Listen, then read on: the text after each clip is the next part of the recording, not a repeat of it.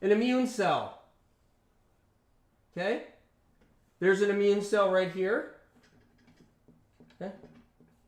It's supposed to be strong. It's supposed to be vibrant. It's supposed to have what I call sun qualities. It doesn't mean getting sun keeps it strong. Getting sun is healthy. Getting some sun is good for you. Yes, it's supportive for the immune system, definitely. But what I like to say is immune cells, I like to call having sun qualities to them.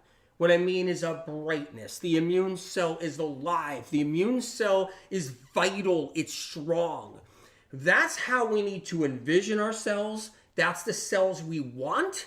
That's the cells we want to feed and keep strong and keep stronger and stronger. We want our immune cells like this right here. And imagine your immune cells having blue around them. Imagine your immune cells having white light around them and blue light around them, okay? So what immune cell is supposed to emit is energy. Your immune cell is supposed to emit strength and energy, okay? That energy is what weakens the virus or the pathogen on point. Keep this in mind, all right? So here you go. You got... All right. I'm going to move this over a little bit. There we go. Your immune cell is supposed to be emitting strength and energy. Okay? That's what it's supposed to. Why? Not just because of its vibrancy, not just because of its vitality. That's not just it. Because the energy it emits weakens a pathogen when the pathogen is in a certain radius of the immune cell.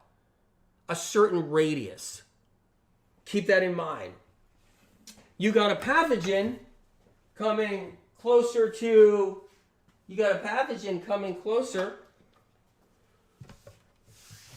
Missing all my little markers. So if you got a pathogen, okay? And that pathogen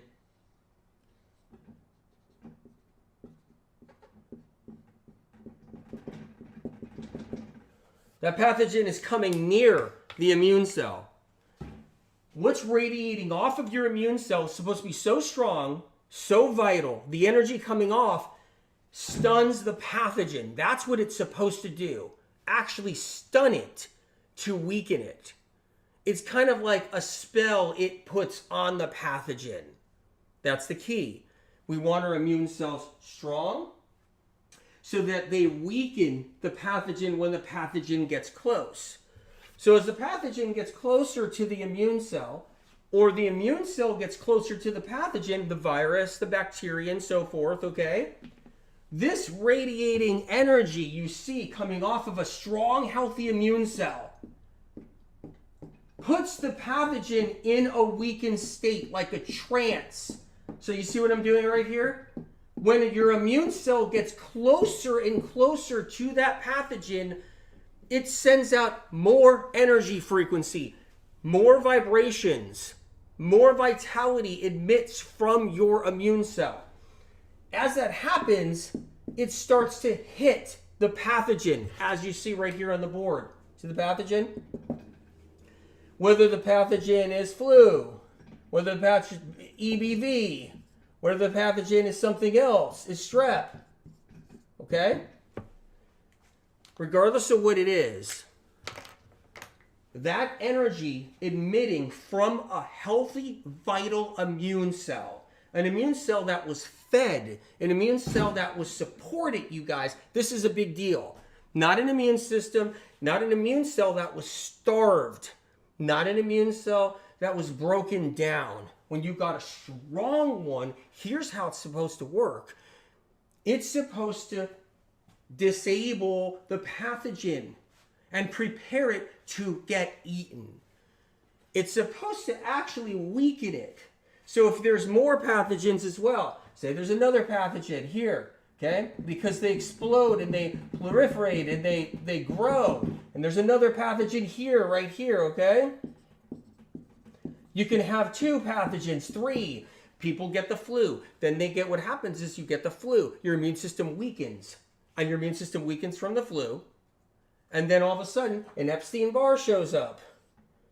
Epstein-Barr growing as well. Okay? A strong immune cell radiates a frequency and an energy, has strong vitality, and what this is right here, what this barrier is, you're seeing, okay? This barrier is, it's a tranquilizer for the pathogen, makes it docile, makes it sleepy, makes it weakened, puts it in a trance, puts it in a spell. That's your strong immune cell right there. Okay?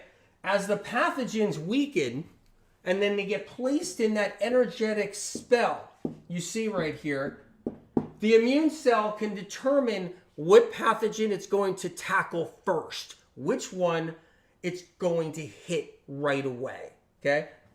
And it makes a decision because your immune cells are smart. They make a decision, there's your immune cell right there, on which one they're going to attack and tackle first to gobble up. So this energy that's admitting that science doesn't know about, that science is unaware of, they don't have their finger on this, but that energy that's admitting, putting those pathogens in a trance, okay, allows the immune cell to determine which pathogen, which virus, what bacterium it's going to attack first and gobble up first. Because the goal is your immune cell is trying to stay alive. Your immune cell is trying to be strong and outlast the bugs. Your immune cell does not want to die. Our immune cells do not get created in our bones, in our body, and they do not get created because they want to die fast. They want to live long, they want to prosper, they want to have strength, and they want to do their job and eat up all the bad stuff. So you got your immune cell right here that's vital. It's got vitality and strength. It's emitting that frequency. It's weakening the invaders, the pathogens. It's making them docile. It's making them sleepy. It's making them weak. And then the immune cell makes its break. It determines from emitting that energy which invader it's going to attack first. Most of the time, our immune cells attack the strongest one, the one that's actually acting out. The virus that's acting like a problem. It's not as docile. It's not getting put into a trance easy. It's radical. It's a radical one, okay? And that radical one is the one that your immune cell goes after. That's what it does right here. It goes after the radical one. And it leaves the other ones in the trance, sleepy and spellbound and docile. And as your immune cell goes, it goes to the radical one and goes into war, a battle. That's what it does. And in that battle, your immune cell wants to win. It doesn't want to die. And a strong immune system stays strong and it wins. And it kills that pathogen right there and it destroys it. And once it destroys it, it's gone, right? And then it moves on for another. Okay? See, Piley says, where does the immune cell get its incredible energy? We'll talk about that in a little bit. That's a great question, and I want to answer it. So what happens now is you got these other viruses and pathogens, and they're in that sleepy state, the docile state. And that's when the immune cell gains a little bit of strength again, lightens up, brightens up, gets strong, and then it starts attacking each one that it knows it actually made spellbound. It attacks each one at a time that it knows it made spellbound. That's how it works. Okay? But it's not always like this, okay? Here's what it's like out there. You drive by the hospitals, you drive by the doctor's offices. I don't care if you're 10 years old, 20 years old, 30 years old. The doctor's offices are filled with lots of people, young people, older people, filled with lots and lots of people. They're all struggling with their immune system because everybody has immune system problems. Now here is an immune cell right here. That's your immune cell. Okay? This immune cell is a little weaker. Fragmented. It's got pits in it. Pits and divots in it. Okay? That's what people's immune cells look like these days, right there. They look like this. A worn out, tattered immune cell that didn't even go through a lot yet, even if it's fresh off the press inside your body. That's the immune cell that most people are walking around with every single day. It's the weakened, tattered, beaten down immune cell. It's got divots and marks in it and pits and indentations and inconsistencies. And the cell membrane is weak. Okay? Now, when it emits strength, it emits vitality. It doesn't emit what I was showing you before. Instead, it's kind of feeble. It's kind of broken. Parts of the cell don't even emit anything. Only certain parts of the cell will emit a little bit of strength and a little bit of frequency. Okay? And so what happens is, though, there's other parts of that cell. This is what people are walking around with every single day out there. They're struggling with all kinds of immune system and health issues. That's what they're dealing with. Their immune cells are tattered, broken down, don't look good, beaten down. They got indentations, inconsistencies, all of it. And so even parts of the cell shadow. So what people don't realize is parts of that immune cell will shadow. It won't have the pop. It won't have that strength coming off of it. It's fragmented. It's weakened. And then what happens is you got the pathogens next. Pathogens come around, you're getting the flu, you're getting the RSV, whatever it is. You got the EBV, and you got the pathogens going on here, right? Put a little fur on the pathogens. Some bacterium, some viruses. Don't judge me on my artistic talents. Okay? The energy that's emitting, the vibrations, that energy field that your immune cell is supposed to have is weakened. It doesn't put these into a sleep mode. There's not enough strength coming off the cell. And so what happens instead is these invaders pick up and they know you have a weakened immune cell. They know it. They can smell it a mile away. All the different bugs, HHV6, cytomegalovirus, HSV1, HSV2, HHV7, EBV, right? Wrong there. EBV, okay? HPV. And these invaders know that the cells are broken. So much so they don't even have to be stealth anymore. And when those invaders don't have to be stealth anymore, they rule the roost. And you get the Lyme disease diagnoses, and then the fibro diagnoses, and then the RA, and then the psoriatic arthritis, and then the autoimmune diagnoses, and then you get the neurological symptoms, and then you get all the other different stuff with it. And then we live with a host of different symptoms, neurological, all kinds of other symptoms too. Because what's happening here is our immune cells look like that right there. Fragmented, broken, and weakened. And we could do something about it. This is about empowering you and doing things for your immune cells. And that's what medical meme information is all about. It's all about restoring that immune system and restoring that immune cell and making it strong and making it vital and vibrant. A weakened immune cell has a problem. Once it emits its energy, it's already weakening itself. It's not staying strong. And then it decides what pathogen it wants to go after. And a weakened immune cell goes after the weaker pathogen. It goes after the one that seems like the less aggressive and the one that's the least amount of trouble. When it goes after that pathogen, like this, to eat it up and to take it out, something happens.